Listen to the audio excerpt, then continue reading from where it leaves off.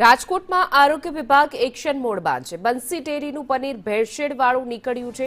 આરોગ્ય વિભાગની તપાસમાં ખુલાસો થયો છે। કોઠારિયા રોડ પર આવેલી છે બંસી ડેરી। પનીરમાં ફેટનું પ્રમાણ ઓછું નીકળ્યું છે। 4 સ્થળેથી પનીરના નમૂના લેવામાં આવ્યા છે। આરોગ્ય વિભાગની પનીરને લઈને ઝુંબેશ છે, જેઓ ડેરી અને પનીરના વેપારીઓને ત્યાં ચેકિંગ કરી રહી છે। વધુ વિગતો સાથે અમારા સંવાદદાતા મયુર સોની જોડાઈ ગયા છે। જી મયુર, શું છે અપડેટ?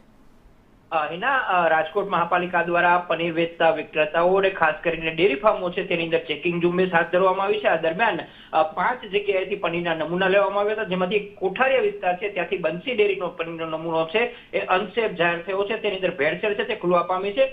મલાઈયુક્ત પનીર હોવાનો દાવો કરવામાં આવ્યો હતો, પરંતુ તાજેતરના પરીક્ષણ દરમિયાન આ પનીરની અંદર ફેટ ઓછા મળી આવતા તેને નોટિસ ફટકારવામાં આવી છે અને કોર્ટ કાર્યવાહી સહિતની કાર્યવાહી છે એ મહાપાલિકાના ફૂડ વિભાગે આદરી છે।